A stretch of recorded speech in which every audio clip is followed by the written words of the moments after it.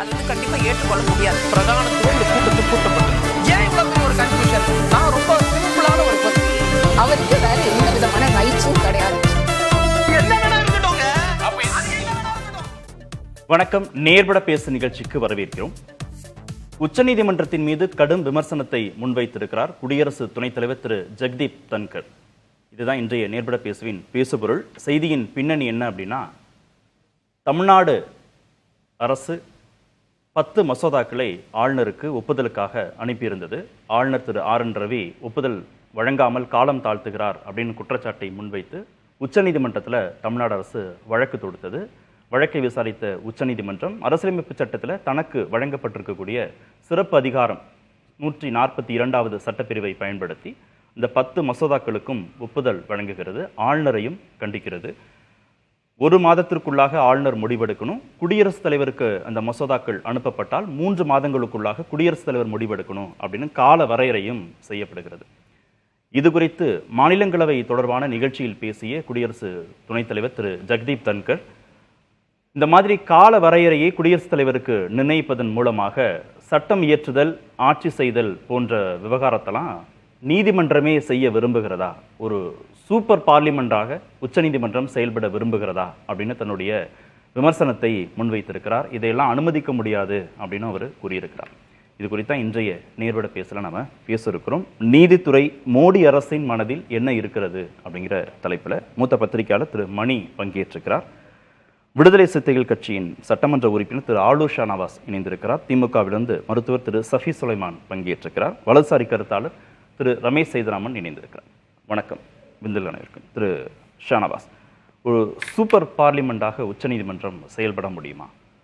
சட்டம் இயற்றுதல், ஆட்சி செய்கிறதுங்கிறது அரசுடைய பொறுப்பு.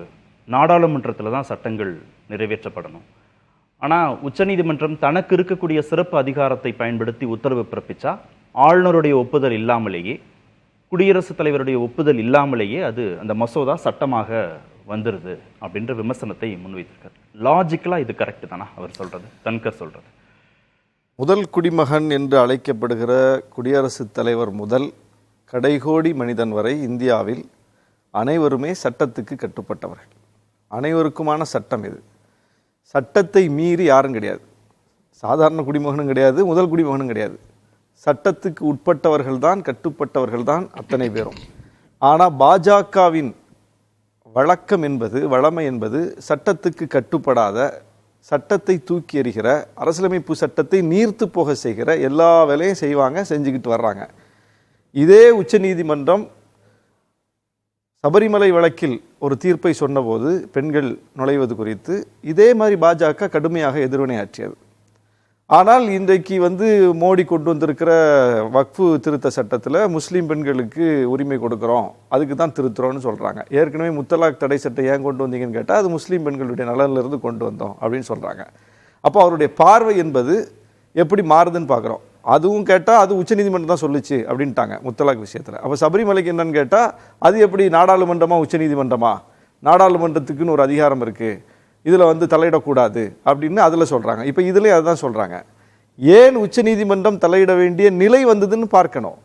மாநில அரசுக்கு அரசியலமைப்பு சட்டம் வழங்கியிருக்கிற உரிமையின் அடிப்படையில் எந்த சட்ட மீறலும் செய்யாமல் முழுக்க முழுக்க சட்டத்துக்கு உட்பட்டு மசோதாக்களை இயற்றி அனுப்புகிறோம். யாருக்கு அனுப்பணும்னு சட்டம் சொல்லுது? ஆளுநருக்கு அனுப்பணும். ஆளுநர் என்ன செய்யணும்? ஒப்புதல் கொடுக்கணும், அல்லது விளக்கம் கேட்கணும், அல்லது திருப்பி அனுப்பணும். அவருக்கு வழங்கப்பட்டிருக்கிற உரிமை என்பது இதுதான். குடியரசுத் தலைவருக்கு அனுப்ப வேண்டியதை ஆளுநர் வழியாக நம்ம அனுப்புகிறோம், அவர் குடியரசுத் தலைவருக்கு அனுப்பி வைக்கணும், குடியரசுத் தலைவரும் அதன் மீது நடவடிக்கை எடுக்கணும். ஆனால் தமிழ்நாட்டிலிருந்து அனுப்பப்படுகிற மசோதாக்களின் மீது என்றைக்காவது ஆளுநர் உரிய நேரத்தில் முடிவெடுத்திருக்காரா? குடியரசுத் தலைவர் அதற்கு ஒரு விடை சொல்லியிருக்காரான்னு பார்த்தா இல்லை. ஆனால் ஒன்றிய அரசு இயற்றி அனுப்புகிற சட்டங்கள் அனைத்தும் ஓர் இரவுல அவருடைய ஒப்புதலை பெற்று நாட்டில் சட்டமாகுது பார்க்குறோம். ராத்திரி 2:30 மணிக்கு நள்ளிரவுல சட்டத்தை இயற்றுறாங்க, சட்ட திருத்தம் கொண்டு வர்றாங்க. அதிகாலையில் பார்த்தா குடியரசுத் தலைவர் ஒப்புதல் கொடுத்துட்றாரு. அப்போ எவ்வளோ வேகமாக இந்த 10 ஆண்டுகளில் மோடி அரசு இயற்றி அனுப்பிய ஒரே ஒரு மசோதாவாவது குடியரசுத் தலைவர் டேபிளில் தூங்குதுன்னு சொல்லுங்க. பாஜக ஆளும் மாநிலங்களில் அங்கே இயற்றி அனுப்பக்கூடிய மசோதாக்கள் ஒன்றாவது அங்கே இருக்கக்கூடிய ஆளுநர் டேபிளில் தூங்குதுன்னு சொல்லுங்க. இல்லை, உடனுடன் ஒப்புதல் கொடுக்கப்படுகிறது. பாஜக ஆளாத மாநிலங்களில், குறிப்பாக தமிழ்நாட்டில் மாநில அரசு இயற்றி அனுப்புகிற சட்டங்களுக்கு ஆளுநர் ஒப்புதல் கொடுக்கிறது கிடையாது. குடியரசுத் தலைவர்கிட்ட போனாலும் அதுக்கு பதில் கிடையாதுன்னா, அப்போ இது ஒரு அரசியல் நடவடிக்கையா இருக்குல்ல, சட்ட நடவடிக்கை இல்லையா அந்த இடத்துல, அப்பட்டமான அரசியல் நடவடிக்கையா மாறுது. இல்ல பாருங்க, ஊபியில நீ நிறைவேற்றி அனுப்பின 10 மசோதாவும் இப்படித்தான் கிடப்பில் போட்டு வச்சிருக்கோம் அப்படின்னு சொல்லுங்க, பேசலாம் நம்ம. இல்ல நாங்க ஒன்றிய அரசு இயற்றி அனுப்பின எத்தனையோ மசோதாவை குடியரசுத் தலைவர் இன்னும் ஒப்புதல் கொடுக்காம வச்சிருக்காங்க அப்படின்னு சொல்லுங்க, பேசலாம். எங்க இருக்கு? அப்போ இது அப்பட்டமான அரசியல் நடவடிக்கையா இருக்கும்போது, இந்த அரசியல் நடவடிக்கை குறித்த டிஸ்பியூட் நீதிமன்றத்துக்கு வரும்போது உச்ச நீதிமன்றம் இதுல என்னத்தை பார்க்கும்? சட்டத்தை பார்க்குது. என்ன சட்டம்? மாநில அரசுக்கு ரைட்ஸ் இருக்கு, நாடாளுமன்றமும் சட்டமன்றமும் சம அதிகாரம் பெற்றவை, அதான் சட்டம் சொல்லுது. பல தீர்ப்புகளில் உச்ச நீதிமன்றமே சொல்லியிருக்கு. அப்ப ஈக்குவல் ரைட்ஸ் இருக்கும்போது அந்த சட்டமன்றம் தனக்கு இருக்கக்கூடிய உரிமையின் அடிப்படையில், அதிகாரத்தின் அடிப்படையில், சட்டம் தனக்கு வழங்கி இருக்கக்கூடிய வாய்ப்பை பயன்படுத்தி எந்த சட்ட மீறலையும் செய்யாமல், தமிழ்நாட்டில் ஏற்றி அனுப்பின 10 மசோதா இப்ப ஆளுநர் டேபிள்ல இருந்துச்ச, அதுல என்ன சட்ட மீறல் இருக்கு? சட்டத்துக்கு புறம்பா ஒரு வரி இருக்கு. அதுல அரசியலமைப்பு சட்டத்தை நீர்த்து போக செய்யக்கூடிய வகையில் அதுல ஏதாவது கூறு இருக்கா? ஒண்ணுமே கிடையாது. முழுக்க முழுக்க சட்டத்துக்கு கட்டுப்பட்டு வரம்பு மீறாமல் செய்யப்பட்டிருக்கிற, தன்னுடைய அதிகாரத்துக்கு உட்பட்டு செய்யப்பட்டிருக்கிற மசோதாக்கள், அதை இவர் இப்படி கிடப்பில் போட்டு வச்சிருக்காரு. அப்ப இது குறித்து நீதிமன்றத்துக்கு பிரச்சனை போகும்போது நீதிமன்றம் லீகல் கிரவுண்டை தானே பார்க்கும். இதுல என்ன லீகல் கிரவுண்ட் இருக்கு? மாநில அரசுக்கு தான் லீகல் கிரவுண்ட் இருக்கு. அவங்களுக்கு தான் அந்த சட்ட ரீதியான உரிமைகள் அனைத்தும் இருக்கு. இவர் ஒப்புதல் மட்டும்தான் கொடுக்கணும், கொடுக்காம வச்சிருக்காரு. எவ்வளவு நாள் கொடுக்காம வச்சிருப்பாரு? அதுக்கு பதிலாவது இருக்கா? இப்ப தன்கர் என்ன கேட்கிறாருன்னா, நீங்க சொன்னீங்க இல்லையா, குடியரசுத் தலைவர் தொடங்கி சாமானிய மனிதர் வரைக்கும் சட்டத்தின் முன்பாக அனைவரும் சமம் அப்படின்னா, உச்சநீதிமன்ற நீதிபதிகள் மீதோ மற்ற நீதிபதிகள் மீதோ வழக்கு எஃப்ஐஆரை பதிவு செய்ய முடியாது, ஆளுநர் மீது உடனடியாக வழக்கு பதிவு செய்ய முடியாது, குடியரசுத் தலைவர் மீதெல்லாம் வழக்கு பதிவு செய்ய முடியாது. அந்த மாதிரி சாமானிய மனிதருக்கும் இந்த மாதிரி பொறுப்புகள் இருக்கிறவங்களுக்கும் சில அடிப்படை வேறுபாடுகள் இருக்கிற மாதிரி, நீதிமன்றம் குடியரசுத் தலைவருக்கு கால வரையறையெல்லாம் கொடுக்க முடியாது, நீங்க இத்தனை மாதங்களுக்குள்ளாக முடிவெடுக்கணும்னு சொல்ல முடியாதுன்னு சொல்றாங்க. ஒரு தீராத பிரச்சனையாக ஒன்று போயிட்டு இருக்கு. மாநில அரசு பொறுமை காக்குது. எவ்வளோ நாள்? ஒரு நாள் இல்லை, ஒரு நாளில் ஒப்புதல் கிடைக்குது ஒரு பக்கம், ஒரு சில மணி நேரங்களில் ஒப்புதல் கிடைக்குது ஒரு பக்கம், இன்னொரு பக்கம் ஒரு நாள், ஒரு வாரம், ஒரு மாதம், ஓராண்டு, ஈராண்டுன்னு போய்கிட்டே இருக்கு. அப்போ இதற்கு பிரச்சனை நீதிமன்றத்துக்கு போகும்போது நீதிமன்றம் என்ன செய்யணும்னு சொல்லுங்க, அதையாவது ஒன்றிய அரசு சொல்லட்டும். இப்படி பிரச்சனை இருக்கு, அப்போ அவங்க என்ன சொல்லணும்? இந்த டிஸ்பியூட் வருதா, நாங்க எங்கள் தரப்புல இருந்து இந்த விளக்கத்தை என்ன விளக்கம் கொடுத்துருக்காங்க? அது காலை வரையறை கிடையாதுன்னா எவ்வளவு நாளும் வச்சுட்டு இருப்பீங்களா? அப்ப நீதிமன்றம் அந்த இடத்துல ஒரு முடிவெடுக்க வேண்டிய நெருக்கடிக்கு உள்ளாகுது இல்ல? நீதிமன்றம் இந்த கேள்விகளுக்கு பதில் சொல்லணும்ல.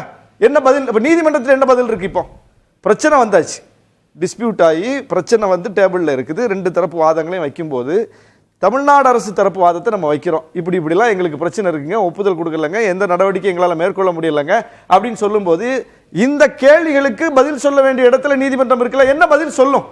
நீதிமன்றத்தில் என்ன பதில் இருக்கு? கேள்வி அங்கதானே கேட்க முடியும், இங்க கேட்கறதுக்கு ஒண்ணு இல்ல. மாநில அரசை நோக்கி நீ உனக்கு என்ன, எந்த அதிகாரத்தின் அடிப்படையில் சட்டம் இயற்றினு கேட்க முடியுமா? நீ ஏன் ஆளுநருக்கு அனுப்புனேன்னு கேட்க முடியுமா? ஏன் காலம் தாழ்த்து கேட்க முடியுமா? என்ன கேட்க? மாநில அரசை நோக்கி அதுல என்ன கேள்வி இருக்கு? ஒரு கேள்வியும் இல்லாத இடத்துல நீதிமன்றத்துக்கே மிகப்பெரிய நெருக்கடியா மாறுது ஆளுநருடைய நடவடிக்கைகள். குடியரசுத் தலைவருடைய நடவடிக்கைகள் யாருக்கு நெருக்கடியா மாறுது? நீதிமன்றத்துக்கு நெருக்கடியா மாறுது. இந்த கேள்விகளுக்கு பதில் சொல்லாம இந்த ஜனநாயகத்துல நீதிமன்றம் கடந்து போக முடியாது. அப்ப அங்க ஒரு முற்றுப்புள்ளி வைக்க வேண்டிய இடத்துக்கு அவங்க தள்ளப்படுறாங்க. இந்த ஆளுநர்களால், இந்த குடியரசுத் தலைவரால் உச்சநீதிமன்ற நீதிபதிகள் அப்படிப்பட்ட நெருக்கடிக்கு தள்ளப்படுகிறார்கள். அப்ப அவங்க என்ன பண்றாங்க? அரிதிலும் அரிதாக அவர்களுக்கு இருக்கக்கூடிய சட்டம் வழங்கி இருக்கக்கூடிய அதிகாரம் தான் அதுவும். சட்டத்துக்கு புறம்பா அந்த அதிகாரத்தை உச்சநீதிமன்றம் கையில் எடுக்கல. சட்டம் இப்படி நீங்க கையில் எடுக்கலான்னு ஒரு அதிகாரத்தை அவங்களுக்கு வழங்கி இருக்கும் போது அதுல எப்போவாவது ஒண்ணு தமிழ்நாட்டுல பேரறிவாளன் விடுதலைக்கு கையில் எடுத்தாங்க, இப்ப இந்த மசோதாக்களுக்கு கையில் எடுத்திருக்காங்க. இந்த நெருக்கடிக்கு அவங்களை தள்ளுனா புற அரசியலை தான் பார்க்கணும், புற காரணங்களை தான் பார்க்கணுமே தவிர ஏன் எடுத்துச்சுன்னு பார்க்க முடியாது. இதை எடுக்காட்ட வேற என்ன செய்ய முடியும் உச்சநீதிமன்றம்? திரு ரமேஷ் சேதுராமன், ஆளுநர் நீண்ட காலமாக காலம் தாழ்த்துகிறார். அந்த அடிப்படையில் உச்சநீதிமன்றம் தனக்கு இருக்கக்கூடிய சிறப்பு அதிகாரத்தை பயன்படுத்தி மசோதாக்களுக்கு ஒப்புதல் வழங்குது. ஜனநாயக சக்திகளுக்கு எதிரான அணு ஏவுகணை அப்படின்ற வார்த்தையை திரு ஜெகதீப் தன்கர் பயன்படுத்துகிறார். அந்த அளவுக்கு உச்சநீதிமன்றம் புரிதல் இல்லாம இந்த உத்தரவுகளை பிறப்பிச்சிருச்சுன்னு நினைக்கிறாரா? இல்ல, புரிதல் இல்லாம இந்த உத்தரவுகளை எதுனாக்க எல்லாரும் இங்க சொல்லக்கூடிய வாதம் வந்து மக்கள் நலனுக்காக, இதுல எதுலையுமே டிலே ஆயிடக்கூடாது அப்படிங்கிற மாதிரியான பல விஷயங்கள் இருக்கு. ஆனா இதே ஜனநாயகத்தை பற்றி இன்று இப்படி கவலைப்பட்டு பேசக்கூடிய உச்ச நீதிமன்றம், அதில் இருக்கக்கூடிய நாம் மிக மிக மதிக்கக்கூடிய நீதிபதிகள் எல்லாரும் கடந்த காலங்கள்ல ஒரு சில கேசஸ் எல்லாம் பார்த்தோம்னா நமக்கு தெரியும். ஒருத்தர் ஒரு எம்பி எலெக்ஷன்ல நின்று ஜெயிச்சதே ஒரு கேள்விக்குறியாகுது. கேள்விக்குறியானதுல அதுல வந்து காலதாமதம் செய்யப்பட்டு அது எத்தனை ஆண்டுகள் நடக்குதுன்னு பாக்குறோம். கேஸ் நடந்ததுக்கு அப்புறம் ஜட்ஜ்மெண்ட் ரிசர்வ்டு, ஆனா அந்த ஜட்ஜ்மெண்ட் வெளியிலேயே வரல. எத்தனை மாசம் இருக்குன்னு நினைச்சு பாருங்க, எத்தனை மாசமா எத்தனை வருஷமான. அப்போ நீதிபதிகள் இத ரொம்ப அழகா சொல்றாங்க இல்லையா? அப்போ என்னுடைய கேள்வி, உச்ச நீதிமன்றம் அதன் நீதிபதிகள் தாங்கள் தங்களது நிலையை சுய பரிசோதனை செய்து கொள்ள வேண்டுமா அப்படிங்கிற ஒரு கேள்வி இருக்கு இல்லையா? ஏன்னா ஜனநாயகம் வந்துட்டா ஒரு முறையற்ற முறையில வந்து ஒருத்தர் வந்து தான் ஆட்சி அதிகாரத்துக்கு வந்துட்டாருனாக்க அவர் 5 வருஷம் அனுபவிச்சுட்டு போற வரலைக்கு இந்த ஜட்ஜ்மெண்ட் ரிசர்வ்டா இருக்குமாங்கிற ஒரு கேள்வி இருக்கு இல்லையா?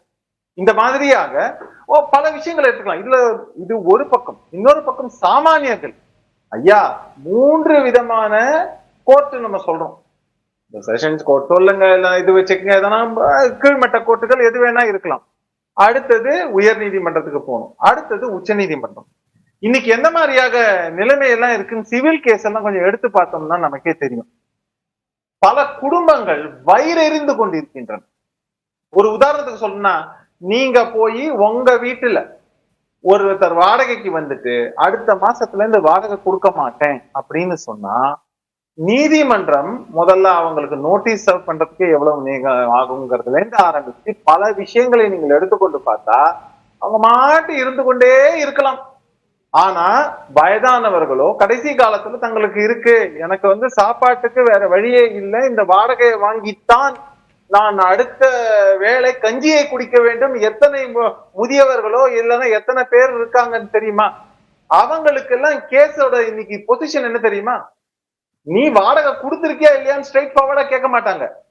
இவங்களுக்கு கொடுக்கப்படும் டைம்ல ஒரு குறைஞ்சது 10ல இருந்து 15 வருஷம் எந்த அளவுக்கு அவங்களுடைய வாழ்க்கையே சின்ன பின்னம் ஆகும் அளவுக்கு கீழ்கோர்ட்ல நடக்கும். அதுக்கப்புறம் ஹைகோர்ட் போனா அங்க, அதுக்கப்புறம் அவங்களுக்கு என்ன வசதி, சொத்தை வித்துதான் அடுத்தது சுப்ரீம் கோர்ட்டுக்கு போகும். குறைபாடுகள் இப்படி இருக்கக்கூடியதுல எல்லா சிஸ்டங்களையும் குறைபாடுகள் இருக்கு. அதுல ஒண்ணும் மாற்று கருத்து இல்ல. இருக்கு. அமெரிக்கா எதுக்கு எடுத்தாலும் அமெரிக்கான்னு சொல்லிடுவோம், எதுக்கு எடுத்தாலும் வெளிநாடுகளை சொல்லிடுவோம். அங்கெல்லாம் ஒரு மாசத்துக்குள்ளே இல்லைன்னா 2-3 ஹியரிங்லயே வந்து அவங்க எல்லாம் வந்து இதுக்கான இந்த மாதிரியான கேசஸ்க்கு எல்லாம் வந்து சிஸ்டத்துல இருக்கிற குறைபாடு குறித்து பேசிட்டு இருக்கோம். ரமேஷ் சேதுராமன், எலெக்ஷன் ப்ராசஸ்ல பிரச்சனை இருக்கா? இருக்கு. அதுல ரிவ்யூ பண்ணணும். எலெக்ஷன் யாருக்காக? இல்ல அரசு நிர்வாகத்துல பிரச்சனை இருக்கா? ஆமா, அதை ரிவ்யூ பண்ணணும். ஜுடிஷியல் ப்ராசஸ்லயும் பிரச்சனை இருக்கு, அதை ரிவ்யூ பண்ணணும். அதுல எல்லாம் ஒன்னும் மாற்று கருத்து இல்ல. ஒரு இது இல்லையா, அதை பண்ணவே விடுறது இல்லையே. ஜுடிஷியல் ரிஃபார்முக்கு இவங்க தயாரா இருக்காங்களாங்கிற மிகப்பெரிய கேள்வி இருக்குல்ல. நீதித்துறை இன்னைக்குமே ஒரு க்ளோஸ்டு எக்கோசிஸ்டம் அப்படி வச்சுதானே இவங்க வந்து ஜுடிஷியல் சிஸ்டம் கண்ட்ரோல் பண்ணிட்டு இருக்காங்க. நான் என்ன கேக்குறேன், லேட்டஸ்டா ரீசெண்டா வந்து பல ஒரு நியூஸ் வந்ததுங்கிறத நம்ம எல்லாரும் பார்த்தோம். அப்படிங்கிறதுக்கு ஒரு விளக்கம் இல்ல, ஒண்ணும் இல்ல. அதை தொடர்ந்து எடுக்கப்பட்ட நடவடிக்கைகள் என்னங்கிறது எல்லாருக்கும் தெரியும். அதே மாதிரி இந்த சிஸ்டம்ல எந்த மாதிரியாக இருக்குன்னா, நம்ம நியாயம் தான். ஏன்னா ஜஸ்டிஸ் நீங்க வந்து தீர்ப்புகளை விமர்சிக்கலாமே தவிர தீர்ப்பு வழங்கி நீதி கூடாதுங்கிற ஒரு விஷயம் இருக்கு. ஆனா கடந்த காலங்கள்ல பல வழக்குகளை பார்த்திருக்கோம். ஜஸ்டிஸ் குன்ஹால இருந்து ஆரம்பிச்சு குமாரசாமி அப்படிங்கிற இதுல எப்படி வந்து ஒரு கார்னர்ல இருந்து இன்னொரு கார்னருக்கு வந்து கேசஸ் வந்து போச்சுங்கிறதெல்லாம் நம்ம பார்த்திருக்கோம். அப்படி இருக்கும்போது நீங்க தீர்ப்பம் மட்டும்தான் விமர்சிக்கணுமா, இல்லைன்னா அதை தாண்டி இந்த நீதிங்கிற இந்த சிஸ்டத்துல இது எப்படி இருக்குங்கிறத விமர்சிக்கணுமாங்கிற ஒரு கேள்வியை நோக்கி நம்ம போகிறோமா? வேற என்ன ஆல்டர்னேட் இருக்கு நமக்கு? உச்ச நீதிமன்றம்ங்கிறத தவிர்த்து அதுல இருக்கிற சட்ட நடவடிக்கையை தவிர்த்து வேற இப்போதைக்கு நமக்கு வேற எந்த ஆல்டர்னேட்டிவும் இல்லாத போது நீங்க உச்ச நீதிமன்றத்தை நம்பிதானே ஆகணும். அதுக்காக ஜனநாயக சக்திகளுக்கு எதிரான அணு ஏவுகணைன்னு நம்ம போயிட்டோம்னா, ஒரு நிமிஷம், ஜனநாயகத்துல செக்ஸ் அண்ட் பேலன்ஸ் இருக்கணுங்கிறதுக்காகத்தான் இவ்வளவு சிஸ்டமும் கொண்டு வரப்பட்டிருக்கிறது. நிச்சயமாக இதுவும் நீதிமன்றம் என்பதும் ஜனநாயகத்தின் ஒரு முக்கிய தூண்கிறதுல மாற்று கருத்தே கிடையாது. ஆனா என்னுடைய கேள்வி ஒன்னே ஒண்ணுதான். நீங்க இப்ப என்ன சொல்றீங்க, ஒரு மாநில அரசு கொடுக்குதுங்க, நியாயம். அவங்க ஒரு வாட்டி சப்மிட் பண்ணதுக்கு அப்புறம் அதுல இருந்து திரும்பி அமிச்சா இல்ல எங்களுக்கு ஒவ்வாத விஷயம்னு சொல்லிட்டு நியாயமான விஷயங்களை கூட புறந்தள்ளி விட்டு ரெண்டாவது வாட்டி அமிச்சாங்கன்னா இப்ப என்ன மேண்டேட் கொடுக்குறீங்கன்னா கவர்னர் கேட்காம கையெழுத்து போடணும். சரியா? கவர்னர் கேட்காம கையெழுத்து போட்டு அதுக்கும் கால வரையறை 1 மாசம் கொடுத்துறீங்க. ஓகே, அரசியலமைப்பு சட்டம் சொல்லுது. ஒரு நிமிடம் பிரசிடென்ட்க்கு அனுப்புறீங்க. இல்ல சொல்றீங்கன்னா கேள்வியே கேட்க கூடாது. எப்படி சொல்றீங்கன்னா 3 மாசத்துல தவறான இன்டர்பிரேஷனா போயிடக்கூடாதுங்கிறதுக்காக சொல்றேன். அவரும் கையெழுத்து போட்டு ஒரு நிமிஷம் நீங்க கொஞ்சம் பேசுறதுக்கு அலோ பண்ணலாம். இல்ல ரமேஷ் சேதுராமன் ஒரு நிமிஷம் ஒரு தேசிய தலைவர் இல்ல ஒரே ஒரு நிமிஷம் பேசுறதுக்கு அலோ பண்ணுங்க. இல்ல ஒரு நிமிஷம் குறுக்கிட்டா உங்களுக்கு காதுல கேக்கும். நீங்க ஒரு சொல்லுங்க. சரி, ஒரு செகண்ட் இல்லங்க, நீங்க குறுக்கிட்டதுக்கு அலோ பண்ணுங்க. சொல்றீங்கன்னா இங்க இருக்கிற யாரும் சொல்லல, பேனல்ல இருக்கிற யாருமோ பொதுப்படையாகவோ சொல்லல, அரசியலமைப்பு சொல்லல, இங்க இருக்கக்கூடிய சகோதரர்களை சொல்லல. அரசியலமைப்பு சட்டம் அப்படிதானே சொல்லுது. நான் சொல்லக்கூடியது பொதுவெளியில் வைக்கக்கூடிய அதுதான் நான் கிளாரிஃபை பண்றேன். இந்த பொதுவெளியில வைக்கக்கூடிய விவாதம், இந்த மாதிரி விவாத நிகழ்ச்சிகளை வைக்கக்கூடிய விவாதம் அப்படின்னு ஒண்ணு இல்ல. அது அரசியலமைப்பு சட்டம். மாநில அமைச்சரவை ஒரு முறை மசோதாவை கொடுத்து ஆளுநருக்கு அனுப்பி அவர் திரும்ப அனுப்பிட்டார்னா 2வது முறை எந்த கரெக்ஷனுமே பண்ணாம அனுப்புனா ஒப்புதல் கொடுக்கணும்னு சொல்றது அரசியலமைப்பு சட்டம் தானே. இது நம்ம பொதுவெளியில நாமளா பேசுற விஷயம் இல்ல. எங்க செக்ஸ் அண்ட் பேலன்ஸ் இருக்குங்கிற ஒரு கேள்வி இருக்கு இல்லையா, அதைத்தான் நான் கேட்கிறேன். அப்ப நான் என்ன கேட்கிறேன், இங்க இருக்குன்னு ஒருவேளை டிசென்ட் நோட் போட்டு அமிச்சா கூட அது நேர்மையானதாகவும் நியாயமானதாகவும் இருக்கும் பட்சத்தில் அதுக்கு கோர்ட் என்ன சரியான நடவடிக்கை எடுக்கிறதுங்கிற ஒரு கேள்வி இருக்குல்ல. இப்ப நான் என்ன கேட்கிறேன், சட்டமான பிறகு நீதிமன்றத்துக்கு போய்க்க வேண்டியதானே. இதுல பிரச்சனை இருந்ததுன்னா நீங்க அடுத்த கட்டத்துக்கு வாங்க, அப்புறமும் அப்ரூவல் கொடுக்கலாங்கிற ஒரு பாயிண்ட் இருக்கு. ஆனா அமிச்சிட்டாலே நீங்க அப்ரூவல் கொடுக்கணும்னு சொல்லும் போது அது எந்த மாதிரியான ஒரு நிலையை எடுத்து காட்டுகிறதுங்கிறதா கேள்வி. ஆளுநர் செக்ஸ் அண்ட் பேலன்ஸா இருக்கிறத நீதிமன்றம் கட் பண்ணுது, அந்த மாதிரி ஒரு ப்ராசஸை நடக்க விடாம பண்ணுதுன்றதான உங்களோட வாதம் அதானே? இல்ல, நான் அப்படி சொல்லல. நான் திரும்ப சொல்லக்கூடியது இவர்கள் எடுத்திருக்கக்கூடிய ஒரு முன்னெடுப்பு ஒன் வே ஸ்ட்ரீட்டா இருக்குன்னு நான் சொல்றேன். ஓகே, செக்ஸ் அண்ட் பேலன்சஸ்ங்கிற மெக்கானிசம் இங்க இருக்கும் போது இதை கிடைப்பில் போடுறாங்க அப்படின்னே கூட வச்சுக்கீங்களேன். அப்படின்னு வச்சா கூட நம்ம யாருமே மக்கள் நலனுக்காக எதையும் கிடப்பில போட்டா அது என்ன ஆகுங்கிறது எல்லாருக்கும் தெரியும். மக்கள் சாதாரணமா ஜஸ்ட் லைக் தட் அப்படி கடந்து போறது கிடையாது. இதை கடந்த காலங்களையும் பார்த்தது. ஆனா இந்த செக்ஸ் அண்ட் பேலன்சஸ் இருக்கக்கூடிய ஒரு இதுல இதை ஓவர் ரூல் பண்ணி ஒரு ஒன் வே ஸ்ட்ரீட்டா இது நாளைக்கே ஏதானும் நம்மளுடைய கான்ஸ்டிடியூஷனுக்கோ சாவரினிட்டிக்கோ கேள்வி எழுப்பக்கூடிய நிலையில் ஏதாவது சரிபார்க்காம உச்சநீதிமன்றம் அந்த 10 மசோதாக்களுக்கும் ஒப்புதல் கொடுத்திருக்கும் நினைக்கிறீங்க? அந்த 10 மசோதாக்கள்ல இருக்கக்கூடிய சட்ட நுணுக்கங்கள் தொடர்பாக உச்சநீதிமன்றம் எந்த விதமான ஆராய்ச்சியும் பண்ணாம ஆராயாமையா ஒப்புதல் கொடுத்திருக்கும் நினைக்கிறீங்க? இல்ல, இப்போ பிளாங்கெட் ஸ்டேட்மெண்ட் மாதிரிதான் 10ஐயும் தனித்தனியா பண்ணியிருந்தா பரவாயில்ல. ஆனா 10க்கும் ஒட்டுமொத்தமா கொடுத்திருக்காங்க அப்படிங்கிற பட்சத்துலதான் இந்த கேள்வியும் வரும். ஓகே, சரி சஃபி, இப்போ நான் வரேன் உங்க கேள்விதான். ஆராயாமல் அதுல என்ன எந்த அளவுக்கு அதுல விவாதங்கள் எடுத்து வைக்கப்பட்டிருக்கிறது. இப்போ டிசென்ட் நோட்டோட போட்டுட்டு அவங்க இவங்களுக்கு அனுப்பி வைக்கிறாங்க அப்படின்னாக்க அது அப்ரூவ்டா இல்லன்னா எந்த பேசிஸ்ல? இப்போ சரி சார், நம்ம அடுத்த சுற்றுலயும் வரேன் சார். நான் வரேன், அடுத்த சுற்றுலயும் பேசுவோம். புரியுது இல்ல? திரும்பவும் நான் சொல்லக்கூடியது இங்க இருக்கக்கூடியவர்களே உங்களே சொல்ல பொதுவாக வைக்கக்கூடிய விவாதம் இல்ல. அது நம்ம அது அப்படி இல்ல, அது நம்ம அரசியலமைப்பு சட்டம் சொன்னதாக பேசணும்ன்றதுனாலதான். திரு சஃபி, செக்ஸ் அண்ட் பேலன்சஸா ஆளுநருடைய நடவடிக்கைகள் இருக்கிற அந்த இடத்தையே உச்சநீதிமன்றத்துடைய தீர்ப்புங்கிறது கட் பண்ணுதுன்றார். ஆளுநருக்கு செக்ஸ் அண்ட் பேலன்ஸே இல்லைங்கிறது பிரச்சனையே வந்தது. இப்போ ரமேஷ் சார் திரும்ப அவர் சொல்றது என்னன்னா, அந்த 10 இதுக்கும் ஒரே அடியா இவங்க சொன்னது தானே தவறுன்னு. அப்போ ஆளுநர் 10 மசோதாவே ஒரே அடியா வச்சிருந்தது தவறு இல்லை. அவங்க பாயிண்ட்ல என்னன்னா, ஆளுநர் வந்து 10 மசோதாவை இவ்வளவு நாளும் ஒரே அடியா வைத்திருந்தது அவங்களுக்கு பெருசா தவறே இல்லை. ஆனா உச்சநீதிமன்றம் மட்டும் இப்போ 10 மசோதா விஷயத்தையும் ஒரே தீர்ப்புல சொன்னது எப்படி செக்ஸ் அண்ட் பேலன்ஸ்ல வரும்னு ரமேஷ் சார் கேட்கிறாரு. இது அவருடைய இதுக்கே நான் விட்டுறேன், அவர் எதை மீன் பண்ண வரேன்னு விட்டுறேன். ஏன்னா இப்போ நம்ம இந்த விஷயங்களை வந்து யார் பேசுறாங்கன்னு பார்த்தீங்கன்னா, துணை குடியரசுத் தலைவர் பேசுறாரு. On top of that, he is a learned counsel. அவர் வந்து ராஜஸ்தான் யூனிவர்சிட்டி LLB முடிச்ச கிராஜுவேட். அவர் என்ன சொல்றாருன்னா, ஒரு கான்ஸ்டியூஷன்ல இருக்கிற ஒரு ஆர்டிக்கலை வந்து குறை சொல்றாரு. அது என்னன்னு சொல்லிட்டு கொஞ்சம் நம்ம பார்த்தோம்னாலே தெரியும். Supreme court to pass any decree or make any order as necessary for doing complete justice in any cause or matter pending before it. அதில் அடுத்த வேர்டு, இது சென்டென்ஸ் ரொம்ப முக்கியம்.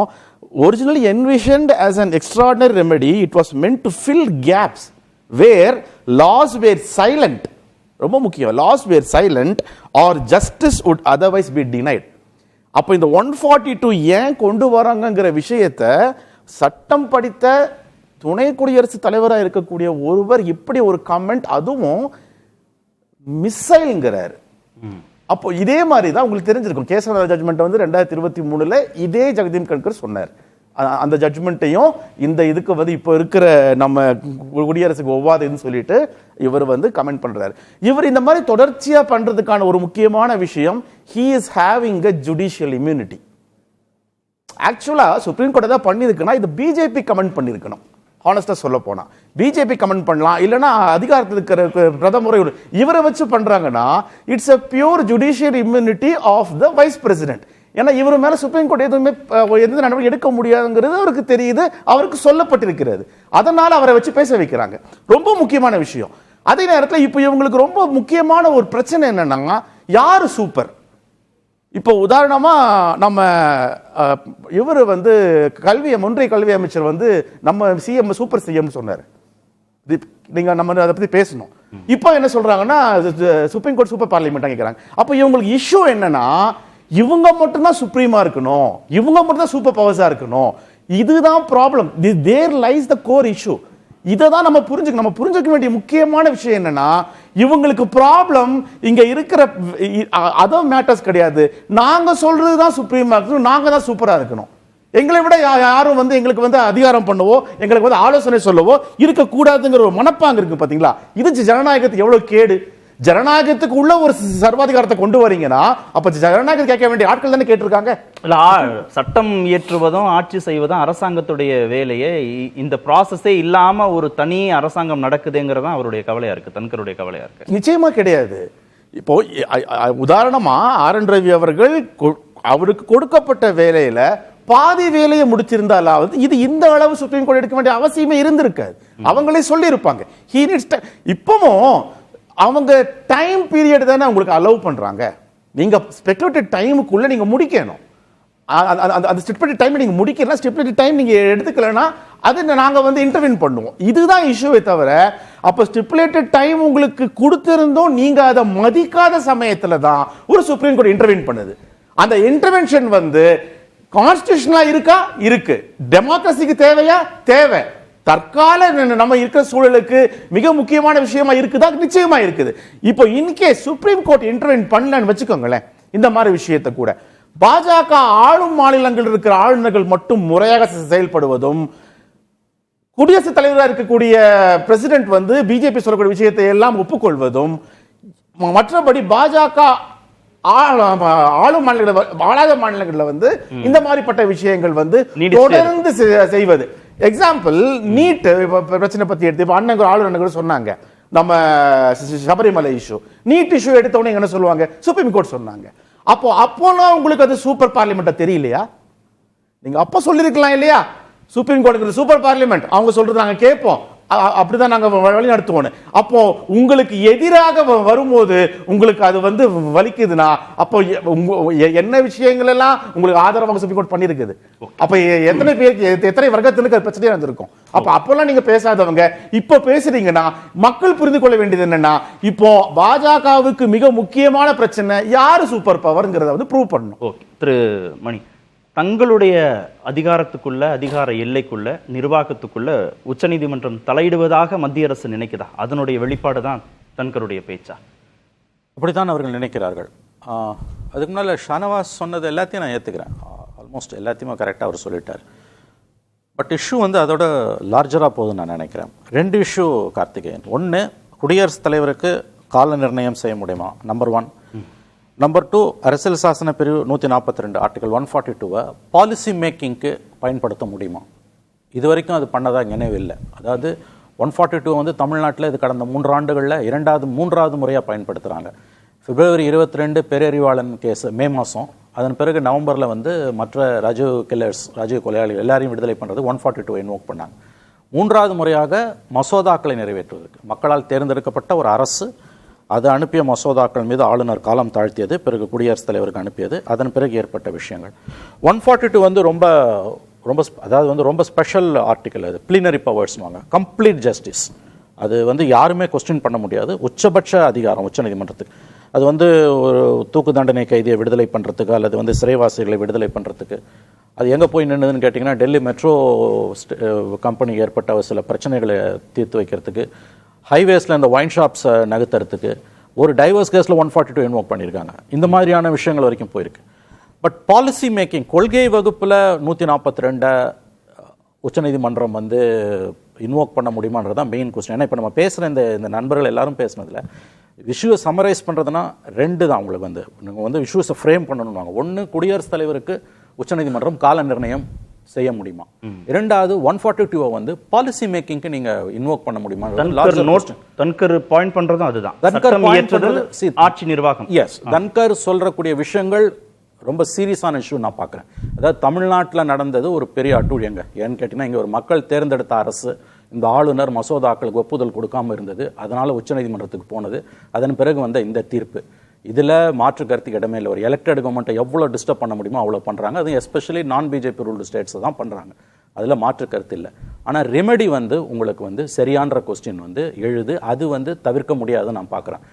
இந்த பெட்டிஷனை பற்றி அவர் டிஎம்கே நண்பர் சொன்னது, பிஜேபி ரியாக்ட் பண்ணல, சென்ட்ரல் கவர்மெண்ட் ரியாக்ட் பண்ணல, வைஸ் பிரசிடென்ட் ரியாக்ட் பண்ணுறாரு. ஏன்னா இஸ் அ கான்ஸ்டியூஷனல் அத்தாரிட்டி. எனக்கு வந்த தகவல் படி சொல்கிறேன், அடுத்த வாரம் அவங்க யூனியன் கவர்மெண்ட் வந்து ரெவ்யூ பெட்டிஷன் ஃபைல் பண்ணுறாங்க. ஏன்னா இந்த ஜட்ஜ்மெண்ட்டை சேலஞ்ச் பண்ணாமல் Modi government, that is any central government இருக்க முடியாது.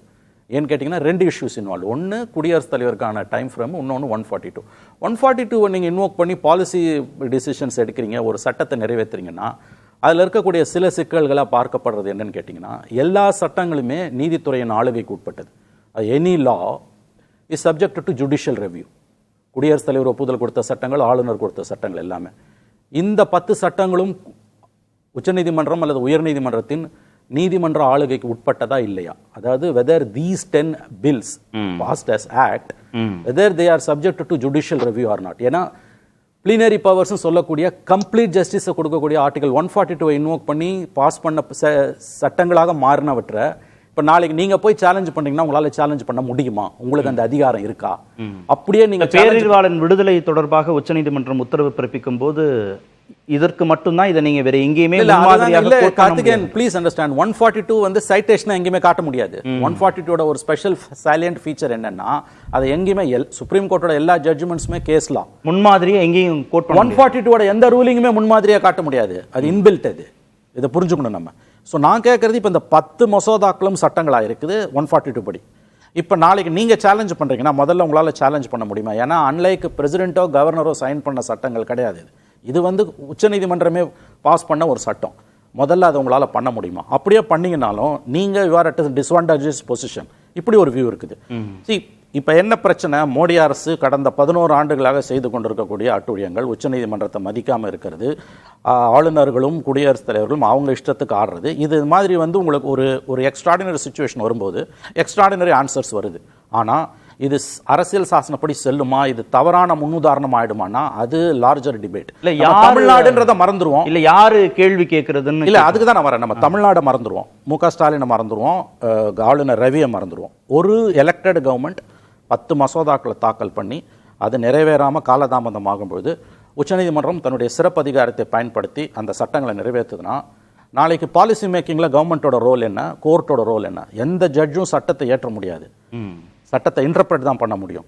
லா மேக்கிங்கிறது எம்எல்ஏஸ் தான், ஷானவாஸ் மாதிரி எம்பிஸாக இருக்கவங்க, அவங்க தான் வந்து that's why they are call law makers. அவங்க ரோலை ஜுடிஷியரி எடுத்துக்க முடியுமா? இது லார்ஜர் டிபேட் கார்த்திகை, நம்ம வெறும் நம்ம தமிழ்நாடுன்னு பார்க்க வேணாம். இது கண்டிப்பா கான்ஸ்டியூஷன் பெஞ்சுக்கு தான் போகும் தான் நான் பார்க்குறேன். என்ன ஒன்று, இந்த ஜட்ஜ்மெண்ட்டுக்கு ஸ்டே வராமல் இருந்ததுன்னா சந்தோஷம், அவ்வளோதான். ஏன்னு கேட்டிங்கன்னா ரெவ்யூ பெட்டிஷன் போடுறாங்க, நீங்கள் டைம் ஃப்ரேமை வந்து பிரசிடென்ட்டுக்கு ஃபிக்ஸ் பண்ணுறதா அவ்வளோ சீக்கிரமாக வந்து எந்த கவர்மெண்ட்டுமே அக்செப்ட் பண்ணாது. ஏன்னா பிரசிடென்ட் தான் வந்து கஸ்டோடியன் ஆஃப் த கான்ஸ்டியூஷன்.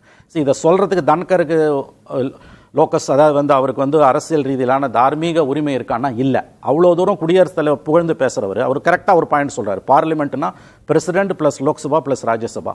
ஆனால் அந்த நாடாளுமன்ற கட்டடத்தை திறந்து வைக்கும்போது பிரசிடென்ட் இவங்க கூப்பிடல. இவங்க பிரசிடென்ட் எந்த அளவுக்கு மதிக்கிறாங்கிறதுக்கு அது ஒரு உதாரணம். ஆனால் இந்த இஷ்யூவில் பிரச்சனை வேற. ஆகவே இது லார்ஜர் டிபேட். அடுத்த வாரம் ரெவ்யூ பெட்டிஷன் போடுறாங்க, இது கான்ஸ்டியூஷன் பெஞ்சுக்கு தான் போகும் தான் நான் நினைக்கிறேன். திரு ஆலோசனை, ஆளுநர் மாநில அரசு அப்படின்னு இருந்த மோதல் உச்சநீதிமன்றம் மத்திய அரசுங்கிற புள்ளிக்கு நகர்ந்துருச்சா? இப்போ ஒன்றிய அரசு மாநில அரசினுடைய அதிகாரங்கள் அது தொடர்பான மோதல். இதுல ஆளுநர், குடியரசுத் தலைவர், உச்சநீதிமன்றங்கிற பேச்சுக்கே இடம் கிடையாது. கிளியரா இதுல பாலிசி மேக்கிங் இப்போ வந்து உச்சநீதிமன்றம் செய்யலை. உச்சநீதிமன்றம் தனக்கு இருக்கக்கூடிய அந்த சுப்பீரியர் பவரை பயன்படுத்தி அவங்க ஒரு கொள்கையை வகுக்கலை. கொள்கையை வகுத்திருப்பது நாடாளுமன்றத்துக்கு இணையான அதிகாரம் கொண்ட, நாடாளுமன்றத்துக்கு இணையான உரிமை கொண்ட, அரசியலமைப்பு சட்டத்தால் அங்கீகரிக்கப்பட்டிருக்கிற, மக்களால் தேர்ந்தெடுக்கப்பட்ட அமைச்சரவையையும் உறுப்பினர்களையும் கொண்டிருக்கிற சட்டமன்றம். அமைச்சரவை எடுத்திருக்கிற முடிவு, சட்டமன்றம் இயற்றி இருக்கிற மசோதா, அது ஆளுநருடைய ஒப்புதலுக்கு போகணும்னு சட்டம் சொல்லுது.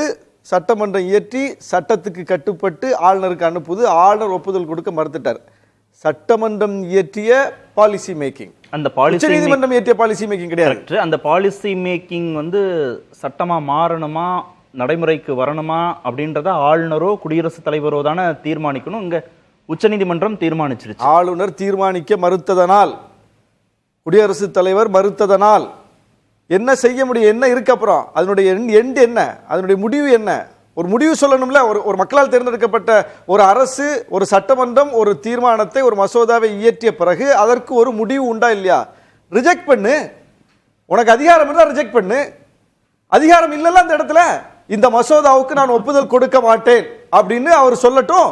அவருக்கு அதிகாரம் இருந்தா, சட்டத்துல கிரே ஏரியா இருந்தா அதை பயன்படுத்தி அவர் அதை செஞ்சிருப்பார்ல. ஏன் செய்ய முடியல? ஏன் முதலமைச்சர் தான் தீர்மானிக்கணும் அமைச்சரவையில் யார் இருக்கிறது இருக்கக்கூடாதுன்னு? இவர் வந்து செந்தில் பாலாஜியை நீக்கி உத்தரவு போட்டார்ல, ஏன் 1 மணி நேரத்தில் திரும்ப பெற்றாரு? அவருக்கு அதிகாரம் இருந்ததுன்னா கிரே ஏரியா இருந்தா கூட அதை பயன்படுத்தியிருப்பார். ஆனா அப்படி ஒண்ணு இல்லை, அவருக்கு பவர் இல்லை. இல்லாததுனால திரும்ப பெற்றுக்கொண்டார். அப்போ இதுதான் அவருக்கு இருக்கக்கூடிய அதிகாரம். சட்டமன்றத்தில் வந்து ஆளுநர் உரையில தன் விருப்பப்படி பேசினாரு. அந்த இடத்திலே முதலமைச்சர் எழுந்து தீர்மானத்தை கொண்டு வந்தாரு, அவை குறிப்பில் எதுவும் ஏறக்கூடாதுன்னு. எது கடைசியில் நின்னுது? ஏன் அவர் சேலஞ்ச் பண்ண முடியல? ஒன்றிய அரசு சேலஞ்ச் பண்ணலாம்ல, மாநில அரச கோர்ட்டுக்கு போலாம்ல. அப்போ அவங்களுக்கு இல்ல சார், பவர் கிடையாது, சட்டத்தில் இடம் இல்லை. அப்ப சட்டத்தை மீறி எதையும் உச்சநீதிமன்றம் செய்யல. அதுதான் கவனிக்க வேண்டிய புள்ளி. அதாவது உச்சநீதிமன்றமே ஒரு சட்டத்தை பாலிசி மேக்கிங் பண்ணது அரசு பண்ணி அதை அங்கீகரிக்க, சட்டப்படி அங்கீகரிக்க மறுக்கிறார் ஆளுநர் என்னும் போது இதுல யார் தலையிடணும்? தலையிட வேண்டியவங்க தலையிட்டு இருக்காங்க. தலையிடுவதற்கு அதிகாரம் இருக்கு, தலையிட்டு இருக்காங்க. இல்ல இப்படிதான் சிக்கல. டிஃபெண்டே பண்ண முடியாதவன் இந்த கவர்னர், அதுல எந்த சந்தேகமும் இல்லை. தமிழ்நாடு ஆளுநருடைய நடவடிக்கைகள் யாராலுமே டிஃபெண்ட் பண்ண முடியாதுன்றதுல எந்த மாற்று கருத்தும் இல்லை.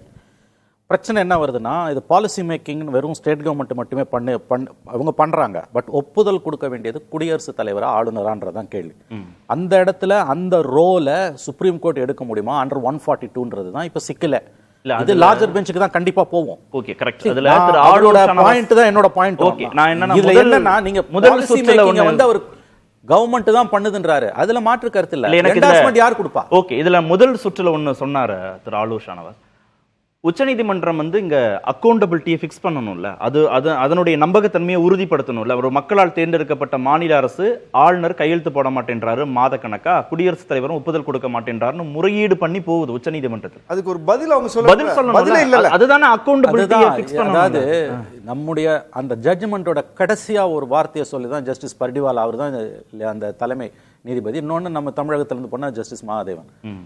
டாக்டர் அம்பேத்கரோட ஒரு வாசகத்தை சொல்லி தான் அந்த ஜட்ஜ்மெண்ட்டை அவர் முடிக்கிறார். எவ்வளவுதான் அந்த சட்டத்தை எழுதிட்டு அம்பேத்கர் என்ன சொல்றாரு, எவ்வளவுதான் உயர்ந்த சட்டமாக இருந்தாலும் அரசியலமைப்பு சாசனமாக இருந்தாலும் அதை நடைமுறைப்படுத்தக்கூடியவர்கள் சரியாக இல்லை என்றால் எந்த பிரயோஜனமும் இருக்காது. இதுதான் இப்ப சிக்கல். நெருக்கடிக்கு காரணம் ஆளுநர், குடியரசுத் தலைவர் இவங்க தான். ஆனா அதற்கான தீர்வு என்பது இப்ப ஜுடிஷியரி கிட்ட இருந்து லாங் டேர்ம்ல வர முடியாது. இந்த கேஸ்ல ஓகே வாங்கிட்டோம் நம்ம, இது ஒரு பர்மனன்ட் சொல்யூஷனா இருக்க முடியாது. இன்னொன்னு இப்ப என்ன செய்ய முடியும்ன்றீங்க நீங்க, என்ன செய்ய முடியுன்றது முக்கியமான கேள்வி தான். ஒரு பாசிபிலிட்டி இருந்திருக்கும், ஒரு மேண்டமஸ் இஷ்யூ பண்ணிருக்கலாம், இத்தனை நாளைக்குள்ள நீங்க பண்ணுங்க. அவங்க அப்படியும் செய்யலைன்னா என்னன்ற கேள்வி வரும்போது தான் நமக்கு சிக்கலே வருது. சரி, அதுக்கான பதில் வந்து இந்த மாதிரி நாளைக்கு ஒவ்வொரு சட்டமன்றத்திலையும் அப்போசிஷன் ரூல்டு ஸ்டேட்ல அல்லது நாளைக்கு நீங்க சொன்னதுல ஒரு கிளாரிபிகேஷன் அதை சேர்த்து சொல்லிடுங்க. நீங்க ஒரு வாரத்திற்குள்ள இதை தீர்மானிங்க, இல்ல ஒரு மாதத்திற்குள்ள தீர்மானிங்கன்னு உச்ச நீதிமன்றம் சொல்லியிருக்கலாம்னு நம்ம பேசுறோம். ஆமா, அப்படியே செய்யலன்னா சரி இல்ல, ஏற்கனவே அது ஹியரிங் வந்துருச்சு பிப்ரவரி மாதம் வரும்போதே. அதுக்கப்புறமும் அவர் செய்யலைங்கிற போதுதான் நீதிமன்றம் உத்தரவு வருது. ஆனா இந்த மாதிரி நீங்க எல்லா கேஸ்லயும் பண்ண முடியுமான்றது ஒண்ணு. ரெண்டாவது, இந்த கேஸ்லயே கூட வந்து இந்த ரோல் வந்து லார்ஜர் ஸ்க்ரூட்டினிக்கு போகும். எப்படின்னு கேட்டீங்கன்னா, இவங்க தப்பு பண்றாங்க, நீங்க கொடுக்கக்கூடிய சொல்யூஷன் வந்து சரியானது ஒரு நியாயமான கேள்வி தான். அது தப்பு வந்து முழுக்க முழுக்க மத்திய அரசாங்கத்து மேலங்க, மோடி கவர்மெண்ட் பண்ணக்கூடிய தவறுகளால தான் இன்னைக்கு வந்து இந்த கிரைசிஸே நமக்கு வந்திருக்குது. எல்லாரும் அவங்கவுங்க எல்லைக்குள்ள, ஜுடிஷியரி, லெஜிஸ்லேச்சர், எக்ஸிக்யூட்டிவ், அவங்க எல்லைக்குள்ள இருந்திருந்தா நமக்கு பிரச்சனை கிடையாது. ஒருத்தர் எல்லையை மீறும் பொழுது மற்றவங்களும் மீறுறாங்க. ஆனா இது லாங் டேர்ம்ல நல்லது கிடையாது. இல்ல, நான் அதுல தான் இன்னொரு கிளாரிபிகேஷன் அவர்கிட்ட போறேன். ஒருத்தர் எல்லையை மீறும் போது இன்னொருத்தரும் மீறாருன்னு நம்ம சொல்றோம்ல, உச்ச நீதிமன்றத்தையும் சேர்த்துதான் சொல்றோம். இல்ல அரசியலமைப்பு சட்டம் 142வது பிரிவின் கீழ் நீங்க தீர்மானிக்கலாம்னு ஒரு சிறப்பு அதிகாரத்தை உச்ச நீதிமன்றம் எல்லா கேஸுக்கும் அந்த क्वेश्चन தான் இப்ப வருது. அங்கதான் நீங்க இந்த பாலிசி மேக்கிங் இப்ப இது வந்து ஜுடிஷியல் ஓவர் ரீச்னு ஒரு ஸ்டேட்மென்ட் யூனியன் கவர்மெண்ட் இன்னைக்கு அந்த லைன் எடுக்கிறாங்க. அவங்க வாயை திறக்கல ஒழிய ஜஸ்டிஸ் இவர் வைஸ் பிரசிடென்ட்டோட ஸ்டேட்மெண்ட் அதுதான் காமிக்குது. இது ஒதுக்கி தள்ள முடியாத கருத்துன்றது தான் என்னோட பாயிண்ட். ஓகே, திரு ரமேஷ் சீதாராமன், மத்திய அரசு, குடியரசுத் தலைவர், ஆளுநர் இவங்களுடைய நடவடிக்கைகள் தான் இந்த சிக்கலுக்கே காரணம் அப்படின்னு விமர்சனம் வருது இல்ல? அவங்க எல்லையை தீர்மானிச்சு வேலை செஞ்சிருந்தா இவ்வளவு பிரச்சனை வந்திருக்க போறது இல்ல. இதுவுமே ஒரு தரப்பு இதுவா இருக்குன்னு நான் பாக்குறேன். காரணம் என்னன்னா, அவங்க எனக்கு இதுல வந்து உடன்பாடு இல்லைன்னு ஒரு கவர்னருக்கு சொல்ல ரைட்ஸ் கிடையாது. நான் வந்து மெஜாரிட்டியோட வந்துட்டு நான் என்ன சொன்னாலும் என்னுடைய சட்டமன்றத்தில் சொல்லலாமே சார், சொல்லலாமே. இல்ல ரமேஷ் சீதாராமன், சட்டத்துல இடம் இருக்கு, ஆளுநருக்கு அதிகாரம் இருக்கு. இந்த மசோதாக்களை ஏத்துக்கல, நான் ரிஜெக்ட் பண்றேன்னு சொல்ல அதிகாரம் இருக்கு, குடியரசுத் தலைவருக்கு இருக்கு. சொல்ல முடியும், முதல் தடவையே சொல்லிட முடியுமே, முதல் தடவையே சொல்லிட முடியுமே. முதல் தடவை சொன்னதுக்கு அப்புறம் ரெண்டாவது வாட்டியும் திரும்ப பண்ணி அனுப்பும் போது அதுக்கான ஸ்கோப் என்ன? ஏத்துக்கதான் வேணும். அரசியலமைப்பு சட்டம் அப்படிதான் சொல்லுது. அதுதான் பிரச்சனைன்னு சொல்றேன் நான். அரசியலமைப்பு சட்டத்தை தானே திருத்தணும். இப்போ இல்ல ஒரு நிமிஷம் அரசியலமைப்பு சட்டத்தை தானே சுப்ரீம் கோர்ட்லயே நம்ம வந்து அவங்களுடைய ஸ்டாண்டே வந்து எப்படி இருக்குன்னு பார்க்கணும். இப்போ விவகாரமே எடுத்துப்போமே, இதுல வந்து எத்தனை பேர் வந்து இன்னைக்கு வந்து இந்த வக்ஃப் அமெண்ட்மெண்ட் ஆக்ட பத்தி பேசியிருக்காங்க, பண்ணிருக்காங்க, எல்லாமே இருக்கு. அதுல வந்து இப்ப சுப்ரீம் கோர்ட் வந்து அதை வந்து சஸ்பெண்ட் பண்ணி வைக்கிறது மட்டும் இல்லாமல் அவங்க என்னென்னலாம் சொல்றாங்கன்னு பாருங்க. அதுல வந்து அங்க வந்து உங்களுக்கு வந்து அந்த போர்டுல வந்து இந்துக்கள், அதாவது முஸ்லிம் சாராதவர்கள் இருக்கக்கூடாது. பொதுவா நம்ம பார்த்தா ஒத்துப்போம். ஆனா லேண்ட் டிஸ்பியூட்னு வரும்போது பாதிக்கப்பட்டவர்கள் ஒருவேளை இந்துக்களாக இருந்தால், நான் கேட்கறது திரும்ப, அது வந்து லேண்ட்னா அவங்க ஓனர் கிடையாது. ஒருவேளை பாதிக்கப்பட்டவர்கள் இந்துக்கள் இருந்தால் அவங்களுக்கு பேசுறதுக்கு நீதிமன்றம் முடிவெடுக்க போகுது. அதுல ஏன் ஒரு நிமிஷம், அதுதான் பிரச்சனையே. இதே நீதிமன்றம் என்ன சொல்றாங்கன்னா, கடந்த காலங்கள்ல பராத் ஹக்கீம்ன்றவர் தான் வந்து சேர்மேன் தாரகேஸ்வர் டெம்பிள் போர்ட்ல இதுவா இருந்தாரு. அதே மாதிரி இந்த மகா கும்பமேளா சொல்ல அதுக்கு முன்னாடி நடந்த கும்பமேளா சமாஜ்வாதி பார்ட்டி இதுல நடந்தப்போ ஆதம் கான் தான் அதுக்கு சேர்மேனா இருந்தாரு. ஒரு கேள்விதான், நான் இடைவேளைக்கு போயிட்டு வரேன். ஒரு நிமிடம். திருமலா திருப்பதி தேவஸ்வம் போர்ட்ல அதுல வந்து கடந்த காலங்கள்ல கிறிஸ்டியன்ஸ் வேலை செஞ்சாங்க அப்படிங்கறது எல்லாமும் நம்ம பார்த்தோம். அதை விட கடைசியா மோசமான ஒரு விஷயம் என்னன்னா, கேரளா கவர்மெண்ட் வந்து ஒரு பில்ல பாஸ் பண்ணாங்க. அதுல ஏன்னா அசம்பிளில அதுல என்னன்னா, Hindu must be the head of the Devaswam Temple Trustன்ற ஒரு விஷயத்தையே தூக்குனாங்கன்றதையும் பார்த்தோம். அப்படி இருக்கும்போது அதுக்கு இதுக்கெல்லாம் இப்படி வழிவகுக்கக்கூடிய சுப்ரீம் கோர்ட் அந்த இதுல வந்து அந்த மாதிரியான இதுக்கெல்லாம் வந்து கதவை தட்டிய போது எந்த மாதிரியான ரியாக்ஷன் இருந்ததுங்கிறது எல்லாமே இருக்கு. அதாவது இன்னொரு விஷயம், அதாவது ஜுடிஷியரி விஷயங்கள்ல வந்துட்டா சட்டம் அங்க வைக்கக்கூடிய வாதங்கள் வித்தின் அது என்ன சொல்லுவாங்க, இப்ப நம்ம அப்ஜெக்ஷன் சஸ்டெயின்டா டினைடாங்கிற மாதிரியான விஷயங்கள்லாம் இருக்கு. நீங்க வந்து அவுட் ஆஃப் சப்ஜெக்ட் பேசுங்க. ஆனா இப்போ எப்படி இருக்குங்கிறதையும் நம்ம கோர்ட்ல பாக்குறோம். பல விஷயங்கள்ல எந்த மாதிரியாக ஒரு எக்ஸ்ட்ரா ஸ்டேட்மெண்ட்லாம் வந்து கொடுக்கப்படுகிறது. அது வந்து நீங்க உடனே சொல்லலாம், நீங்க வந்து இதுல தீர்ப்புல அது வந்து இடம்பெறல இல்ல, அது எல்லாத்துலயும் இருக்குன்னு சொல்றேன். அது அரசாங்கமும் அப்படி பண்றாங்க. தன்கர் மேல குற்றச்சாட்டே வரலையா? நாடாளுமன்ற வரலாற்றிலேயே இல்லாம தன்கருக்கு எதிராக எதிர்க்கட்சிகள் நம்பிக்கையில்லா தீர்மானம் கொண்டு வரலையா? ஒரு நிமிஷம், கரெக்ட். நான் சொல்லக்கூடிய விவகாரம். சரி, நம்ம இடைவெளிக்கு போவோம். நம்ம பேசிட்டே இருக்கிறதுக்கு வாய்ப்பு இல்ல. நம்ம சப்ஜெக்ட் மாறி மாறி போயிட்டே இருந்தோம்னா வேற சப்ஜெக்ட் பதில் சொல்லிட்டே இருக்க வேண்டியதா. 10 செகண்ட். நான் சொன்னது மத்திய அரசு செய்யக்கூடிய இதுவோ அதே மாதிரி கவர்னர் டிலேய நான் எந்த விதத்திலையும் வந்து ஜஸ்டிஃபை பண்ணலங்கிறத புரிஞ்சுக்கங்க. ஆனா செக்ஸ் அண்ட் பேலன்ஸ் வரும்போது அந்த செக்ஸ் அண்ட் பேலன்ஸ் மிஸ் ஆயிருக்கிற இடத்துல ஜுடிஷியரி ஓவர் ரீச் இது வந்து ஒரு பாதையா ஆக்குது அப்படிங்கிறது தான் என்னுடைய பாயிண்ட். ஓகே, திரு சஃபி, ஆளுநருக்கு எதிராக உச்சநீதிமன்றம் உத்தரவு வழங்கியதை தமிழ்நாடு அரசு வரவேற்று கொண்டாடியது. ஆனா இது லார்ஜர் பெஞ்சுக்கு இப்ப போகுது, கான்ஸ்டிடியூஷனல் கிரைசிஸை உருவாக்க போகுது அப்படின்னா இது நீண்ட காலத்திற்கு இப்படி செய்ய முடியாதா? அப்படி கிடையாது இல்லையா? இப்போ மணிசாரன் சொன்னார் இல்லையா, ரிவ்யூ பெட்டிஷன் போவாங்கன்னு. போகட்டும். அப்போ அவங்களுடைய அந்த வீட்டோ பவர்ஸ் அங்கே வந்து இது பண்ணுறதுக்கான எஸ்டாப்ளிஷ் பண்ணுறதுக்கான இது அவங்க செய்ய தானே செய்வாங்க.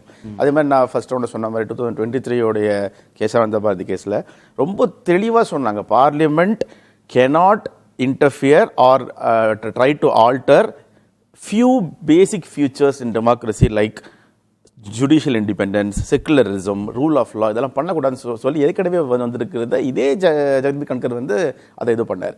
இப்போ என்ன பாயிண்ட்னா, ஆளுநர் ரவி அவர்கள் இவ்வளவு ஒரு வரலாற்று சிறப்புமிக்க ஒரு ஜட்ஜ்மெண்ட் அவருக்கு எதிராகவே வந்ததாக வச்சிருந்தாலும் இது புதுசு இல்லை. ஏற்கனவே சுப்ரீம் கோர்ட் வந்து முதல்வர் அவர்களும் ஆளுநர் அவர்களும் பேசி தீர்த்துக்கொள்ள விஷயம் இதுன்னு சொல்லி சொல்லும்போது முதல்வர் அவர்களே நேரில் போனார். உங்கள் டிவியில் இது எவ்வளோ பேருங்கன்னா நம்ம எல்லாம் பேசணும். அதுக்கு பிறகு இவர் என்ன பண்ணிட்டு இருந்தார்? இப்போ ரமேஷ் நான் பேசும்போது திரும்ப திரும்ப சொல்கிறாரு இல்லையா, ஜுடிஷியல் அவுட் ரீச் ஓவர் ரீச்னு. அப்போ ஜுடிஷியல் ஓவர் ரீச் எப்போ வருது? அது பிரீச் ஆகல இல்லையா, ஓவர் ரீச் தானே. அப்போ இவர் மீண்டும் மீண்டும் ஒரு படி மேலே சொல்ல போனால் இந்த தீர்ப்பு வந்த அடுத்த 2வது நாளில் என்ன பண்ணுறாரு, கல்லூரியில் போய் ஜெயிச்சுடாம கோஷம் போடுறாரு. அப்போ இப்படிப்பட்ட ஆளுநர்கள் பாஜக ஆளாத மாநிலம் இருக்கும்போது சுப்ரீம் கோர்ட் பார்த்து கொண்டு சும்மா இருக்க வேண்டும் என்று ஒரு ஆளும் அரசு நினைக்குதுன்னா அதை விட பெரிய பேராபத்து நாட்டுக்கு என்ன இருக்கு? அப்ப இதை நம்ம யோசிக்கணும். அப்ப இவ்வளவு மோசமான ஒரு ஆளுநர் முதல்வர் அவர்கள் வந்து பேசி இருக்கிறார் சுப்ரீம் கோர்ட்டோட இதுபடி, அதையும் மதிக்கல. அதுக்கப்புறம் நீங்க எந்த விதமான முயற்சியும் எடுக்கல. சுப்ரீம் கோர்ட் வந்து இவ்வளவு பெரிய விஷயத்தை வந்து சொல்லி இருக்குது உங்களுக்கு எதிராக, மீண்டும் நீங்க பழைய புராணமே பாடுறீங்க, பழைய விஷயத்துல நீங்க போறீங்க. அப்போ who is going to ring the bell? அத நம்ம கேட்பாங்க. அதுல திரு சஃபி சொன்னதுல இருந்தா சுருக்கமா ஒரு பொலிட்டிக்கல் நடவடிக்கையா இருக்கு ஆளுநருடைய செயல்பாடுகள், சட்ட நடவடிக்கையா இல்லாம பொலிட்டிக்கல் நடவடிக்கையாக இருக்கு, அரசியல் நடவடிக்கையா இருக்கிற போது உச்சநீதிமன்றம் தலையிட வேண்டியதாக இருக்குன்னா இப்போ இவங்க ரிவ்யூக்கு போய் இதுல ஏதாவது ரெமடி கேட்பாங்களா, இல்ல நாடாளுமன்றத்துல சிறப்பு சட்டம் இயற்றி ஏதாவது இதை வந்து? நாடாளுமன்றத்தில் சட்டம் இயற்றிலாம் இதை ஒன்றும் பண்ண முடியாது. இது லார்ஜர் இஷ்யூ. இது heading for a showdown, fight to the finish தான். இது வந்து மோடி கவர்மெண்ட் இதை விடாது கண்டிப்பாக. ஐ திங்க் எந்த கவர்மெண்ட்டுமே இதை விடாது. நான் அப்படி தான் இதை பார்க்குறேன். நான் இது எல்லாத்தையுமே நம்ம பார்க்கும்பொழுது இதை தயவு செஞ்சு திமுக, ஸ்டாலின், ஆளுநர் ரவின்னு பார்க்காதீங்க. ஓவராலாக நீங்கள் பார்த்தீங்கன்னா எந்த யூனியன் கவர்மெண்ட்டுமே இதை கண்டிப்பாக விட மாட்டாங்க. இது ஃபோட்டோ ஃபினிஷ் தான். இது வந்து ஃபைட் டு த ஃபினிஷ். இது கண்டிப்பாக வந்து ஒரு கான்ஸ்டியூஷனல் ஷோடவுனை நோக்கி தான் போதுன்னு தான் நான் பார்க்குறேன். ஏன்னா இன்றைக்கி அதுக்காக தான் அவங்க வந்து வைஸ் பிரசிடெண்ட்டை விட்டு இதை பேச வைக்கிறாங்க. அவங்க பேசாமல் நெக்ஸ்ட் வீக் ரெவ்யூ பெட்டிஷன் வரும்போது அடுத்தடுத்த காட்சிகள் அரங்கு. இது அவருடைய குரலாக ஒன்றும் முடிய போகிறது இல்லை. கண்டிப்பாக கிடையாது. இது அவ்வளோ சீக்கிரம் முடியாது. இது பெரிய அவர் ஷஃபி சொன்னதில் ஒரு point correct. 1973 Kesavananda Bharati judgment கேஸோட 50வது ஆண்டு விழா 2023 வரும்போது அவருக்கு பேசிக் ஸ்ட்ரக்சர் டாக்டர்னு ஒன்று இல்லைன்னு ஆர்கியூ பண்ணுறாரு தன்கர். அதே நாள் அன்றைய தலைமை நீதிபதி ஜஸ்டிஸ் சந்திரசூட் பேசிக் ஸ்ட்ரக்சர் டாக்டர்ன்றது நார்த் ஸ்டார் ஆஃப் த கான்ஸ்டியூஷன்றாரு. ஆகவே இந்த கவர்மெண்ட் வந்து ஜுடிஷியல் இண்டிபெண்டன்ஸை விரும்பலை. இவங்க அதனால் வந்து இந்த தீர்ப்பை இவங்க ஏற்றுக்கிட்டாங்கன்னா இவங்க பல அட்டூழியங்களை தொடர்ந்து பண்ண முடியாது.